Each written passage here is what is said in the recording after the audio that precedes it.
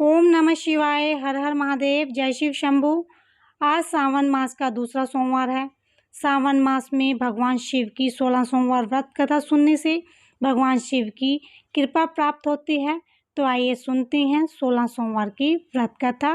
मृत्युलोक में भ्रमण करने की इच्छा करके एक समय में श्री भूतनाथ भगवान भोलेनाथ माता पार्वती के साथ मृत्युलोक में पधारे। भ्रमण करते करते दोनों विदर्भ देशांतर्गत अमरावती नाम की अति रमणीय नगरी में पहुंचे। अमरावती नगरी अमरापुरी के सदर में सभी सुखों से परिपूर्ण थी। उसमें वहां के राजा द्वारा बनाया गया अति रमणीय शिवजी का मंदिर भी था। भगवान शंकर भगवती पार्वती के साथ उस मंदिर में निवास करने लगे। एक समय माता पार्वती भगवान भोलेनाथ को प्रसन्न देख मनोविभोध करने की इच्छा से बोली, हे महाराज, आज तो हम दोनों चौसर खेलेंगे। शिव जी ने प्राण प्रिय की बात को मान लिया और चौसर खेलने लगे। उसी समय मंदिर का पुजारी ब्राह्मण मंदिर में पूजा करने आया। माता पार्वती ने पुजारी से प्रश्न किया, पुजारी जी बताओ, इस बाजी में हम दोनों में से किसकी जीत होगी? बिना विचारे ब्राह्मण जी ने बोल दिया कि महादेव की जीत होगी। थोड़ी देर के बाद बाजी समाप्त हो गई। पार्वती की जीत हुई। पार्वती जी को बहुत गुस्सा आया और ब्राह्मण को झूठ बोलने के कारण श्राप देने चले। भोलेनाथ ने माता पार्वती को बहुत समझाया, लेकिन ब्राह्मण को कोढ़ी होने का श्राप दे दिया। कुछ समय के बाद पार्वती जी के श्राप से पुजारी के शरीर में कोढ़ पैदा हो गया। वो बहुत अधिक दुखी रहने लगा। पुजारी को श्राप का कष्ट भोगते हुए जब बहुत दिन गुजर गए, तब एक दिन देवलोक की अप्सराएं शिव जी की पूजा करने के लिए उसी मंदिर में पधारी। पुजारी के कोढ़ के कष्ट को देखकर उन्हें बड़ी दया आई। उन्होंने उसे रोगी होने का कारण पूछा। पुजारी ने निसंकोच सारी बातें बता दी। वे अप्सराएं बोली, हे पुजारी, अब तुम अधिक दुखी मत होना। भगवान शिव तुम्हारे सारे कष्टों को दूर कर देंगे। तुम बस व्रतों में श्रेष्ठ सोमवार का व्रत भक्ति भाव से किया करो। पुजारी ने अप्सराओं से नम्रतापूर्वक सोमवार व्रत की विधि पूछी। अप्सराओं ने बताया, सोमवार को भक्ति भाव से व्रत करो, साफ वस्त्र पहनो, संध्या व उपासना के बाद आधा सेर गेहूं का आटा लो, उसके 3 भाग करो और घी, गुड़, दीप, नवेद, मूंगफली, बेलपत्र, जनेऊ, जोड़ा, चंदन, अक्षत, पुष्पत आदि के द्वारा प्रदोष काल में भगवान शंकर की विधि से पूजा करो। तत्पश्चात 3 भागों में से एक शिव जी को अर्पण कर दो। बाकी 2 शिव जी का प्रसाद समझकर उपस्थित लोगों में बांट दो और आप भी प्रसाद समझकर खा लो। इस विधि से 16 सोमवार व्रत रखो। 17वें सोमवार को पाव से पवित्र गेहूं के आटे की बाटी बनाओ, उसमें घी और गुड़ मिलाकर चूरमा बनाओ। भगवान भोलेनाथ को भोग लगाकर उपस्थित भक्तों को बांट दो। उसके बाद कुटुंब सहित प्रसाद लो, तो शिव जी की कृपा से उसकी सभी मनोकामनाएं पूर्ण होंगी। ऐसा कहकर अप्सराएं स्वर्ग को चलने लगी। कुछ दिन बाद शिव जी और माता पार्वती उस मंदिर में पुनः पधारे। ब्राह्मण को निरोग देखकर पार्वती जी ने ब्राह्मण से रोग के मुक्त होने का उपाय पूछा। ब्राह्मण ने 16 सोमवार व्रत की कथा सुनाई। पार्वती जी बहुत प्रसन्न हुई। ब्राह्मण से व्रत की विधि पूछी और स्वयं व्रत करने के लिए तैयार हो गई। व्रत करने के बाद उसकी मनोकामनाएं पूर्ण हुई और उनके रूठे बेटे स्वामी कार्तिकेय स्वयं माता के आज्ञाकारी हुए। कार्तिकेय जी को अपना ही विचार परिवर्तन का रहस्य जानने की इच्छा हुई। वे माता से बोले, हे माता, आपका ऐसा कौन सा उपाय किया जिससे मेरा मन आपकी ओर आकर्षित हो गया? पार्वती जी ने वही 16 सोमवार व्रत कथा उसको सुना दी। कार्तिकेय जी ने कहा, इस व्रत को मैं भी करूंगा, क्योंकि मेरा प्रिय मित्र ब्राह्मण बहुत दुखी दिल से परदेश गया है। मेरी उसे मिलने की बहुत इच्छा है। कार्तिकेय जी ने भी इस व्रत को किया और उसका प्यारा मित्र मिल गया। मित्र ने इस आकस्मिक मिलन का वेद पूछा तो कार्तिकेय जी बोले, हे मित्र, हमने तुम्हारे मिलने की इच्छा से 16 सोमवार का व्रत किया। अब ब्राह्मण मित्र को अपने विवाह की बड़ी चिंता हुई। उसने कार्तिकेय से व्रत की विधि पूछी और यथाविधि व्रत करने लगा। व्रत के प्रभाव से जब उसके कार्य में विदेश गया तो वहां राजा की लड़की का स्वयंवर था। राजा ने प्रण किया था कि जिस राजकुमार के गले में जब हथनी माला डालेगी, मैं उसी के साथ अपनी प्यारी बेटी का विवाह कर दूंगा। शिव जी की कृपा से वह ब्राह्मण भी स्वयंवर देखने की इच्छा से राजसभा में एक और बैठ गया।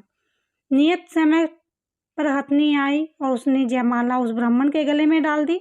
राजा ने अपनी प्रतिज्ञा के अनुसार बड़ी धूमधाम से अपनी कन्या का विवाह उस ब्राह्मण के साथ कर दिया। ब्राह्मण को बहुत सा धन और सम्मान देकर संतुष्ट किया।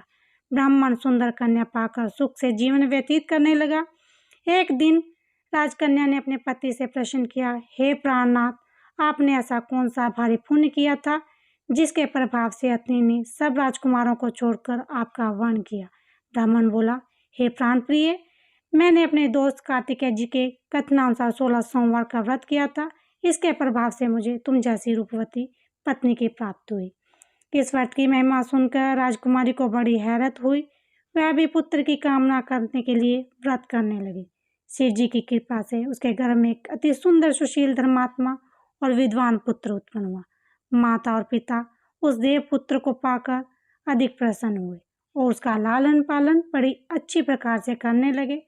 जब पुत्र समझदार हुआ तो एक दिन उसने अपनी माता से प्रश्न किया, हे माता, तुमने कौन सा व्रत और तप किया था जो मेरे जैसा पुत्र तुम्हारे गर्भ से उत्पन्न हुआ? उसकी माता ने 16 सोमवार व्रत कथा पुत्र को बताई। पुत्र ने सब तरह के मनोरथ को पूरा करने वाले सरल व्रत को सुना और वह भी राज्याधिकार पाने की इच्छा से हर सोमवार को यथाविधि व्रत करने लगा। और व्रत शुरू होने के बाद एक देश के वृद्ध राजा ने दूतों के आकर उनको राजकन्या के लिए वर्ण किया। राजा ने अपनी बेटी का विवाह ऐसे स्वरगुण संपन्न ब्राह्मण युवक के साथ करके बड़ा सुख प्राप्त किया। वृद्ध राजा के दिवंगत हो जाने पर इसी ब्राह्मण को सिंहासन पर बैठाया गया, क्योंकि दिवंगत राजा के कोई पुत्र नहीं था। राजा का उत्तराधिकारी होकर भी वह ब्राह्मण पुत्र 16 सोमवार का व्रत करता रहा। जब 17वां सोमवार आया तो विप्रपुत्र ने अपनी प्रियमता से पूजन सामग्री लेकर शिव पूजा के लिए शिवालय में चलने को कहा, परंतु उसकी पत्नी ने उसकी आज्ञा की परवाह न की। दास दासियों द्वारा सब सामग्रियां शिवालय में भिजवा दी, परंतु स्वयं नहीं गई। तब राजा ने शिव जी का पूजन समाप्त किया। तब आकाशवाणी हुई, हे राजा, अपनी इस रानी को राजमहल से निकाल दे, नहीं तो यह तेरा सर्वनाश कर देगी। यह आकाशवाणी सुनने के बाद राजा के आश्चर्यचकित का ठिकाना न रहा। उसने मंत्रागार में आकर अपने सभासदों को बुलाकर कहा, मंत्रियों, मुझे आज शिव जी की आकाशवाणी हुई है कि राजा तू अपनी इस रानी को राज्य से निकाल दे, नहीं तो ये तेरा सर्वनाश कर देगी। राज्य के मंत्री और सभासद आदि सब विस्मय होकर दुख में डूब गए, क्योंकि जिस कन्या के कारण उसे राज्य मिला था, राजा उसी को निकालने की बात कह रहा था। यह कैसे हो सकता है? पर राजा ने मंत्रियों की परवाह नहीं की। उसने अपनी पत्नी को राजमहल से निकाल दिया। रानी दुखी हृदय से भाग्य को कोसती हुई राज्य से बाहर चलेगी। नंगे पांव, फटे वस्त्र, भूख से दुखी धीरे धीरे चलकर वह गांव में पहुंची। वहां एक बुढ़िया सूत काट कर बेचने जाती थी। रानी की करुण दशा देखकर बोली, चल तू मेरे साथ सूत बिकवा दे, मैं बूढ़ी हूँ, भाव करना नहीं जानती हूँ। यह बात सुनकर रानी ने बुढ़िया के सिर पर सूत की गठरी उतार कर उसके सिर पर रख दी। थोड़ी देर बाद आंधी आ गई। बुढ़िया का सूत पोटली से उठ गया। बेचारी बूढ़ी और पछताती रह गई। उसने रानी को अपने से दूर रहने को कहा। उसके बाद रानी तेली के घर गई तो शिवाजी का प्रकोप के कारण तेली के सभी मटके चटक गए। तेली ने भी राजा को अपने घर से निकाल दिया। बहुत दुख से दुख उठाती रानी एक नदी के किनारे गई। नदी का सारा जल सूख गया। उसके पश्चात रानी एक जंगल में गई। वहां सरोवर में पानी पीने गई। हाथ में स्पर्श होते इस सरोवर का नील कमल के समान जल असंख्य कीड़े में होकर गंदा हो गया।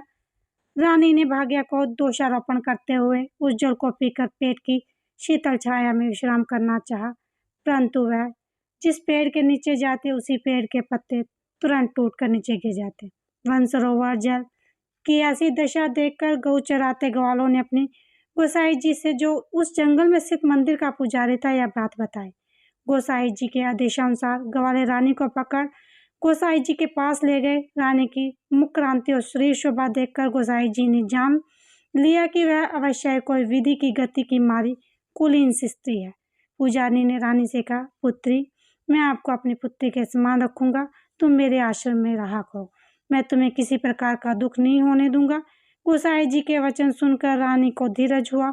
वह आश्रम में रहने लगी।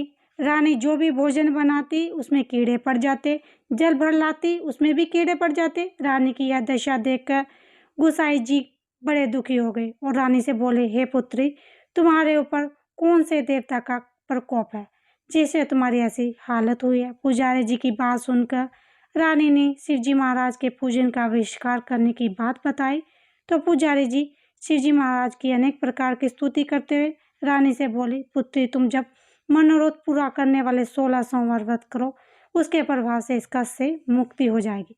गोसाई जी की बात मानकर रानी ने 16 सोमवार व्रत किए। 16वें सोमवार को विधि विधान सहित पूजन किया। उस पूजा के प्रभाव से राजा के हृदय में विचार आया कि रानी को गए बहुत समय बीत गया, ना जाने कहाँ कहाँ भटकती होगी, उसे ढूंढना चाहिए। यह सोचकर रानी की तलाश में वे राजा 4 दिशाओं में दूत भेजे। दूत रानी की तलाश करते हुए पुजारी जी के आश्रम में पहुंचे। वहां रानी को पाकर पुजारी से रानी को अपने साथ ले जाने का आग्रह करने लगे, परंतु पुजारी जी ने मना कर दिया। दूत चुपचाप वापस कर लौट आए और राजा को रानी का पता बताया। रानी का पता पाकर राजा पुजारी के आश्रम में गए। पुजारी से कहा, महाराज, जो देवी आपके आश्रम में रहती है वह मेरी पत्नी है। शिव जी के प्रकोप के कारण मैंने उसको त्याग दिया था। अब मैं भोलेनाथ की कृपा से उसे लेने आया हूँ। कृपा मुझे अपनी पत्नी को साथ ले जाने की आज्ञा दे। यह सुनकर गोसाई जी बड़े प्रसन्न हुए। उन्होंने रानी को राजा के साथ चलने की अनुमति दे दी। राजा बड़ी प्रशंसा से रानी के महल में लेकर आया। सारे राज्य में उत्सव मनाया गया और चारों तरफ प्रशंसा की लहर दौड़ गई। सारी प्रजा ने अपनी रानी को आने की खुशी पर बधाइयाँ दी। राजा और रानी फिर नियमपूर्वक 16 सोमवार व्रत का पालन करते हुए बहुत समय तक आनंदपूर्वक भूलोक पर निवास करते रहे। अंत में दोनों को मोक्ष की प्राप्ति हुई। इस प्रकार जो भी मनुष्य 16 सोमवार के व्रत को श्रद्धापूर्वक करता है, उसकी सभी मनोकामनाएं भगवान शिव जी की कृपा से पूर्ण होती हैं, उसे मोक्ष की प्राप्ति होती है। बोलो शिव शंकर भगवान की जय।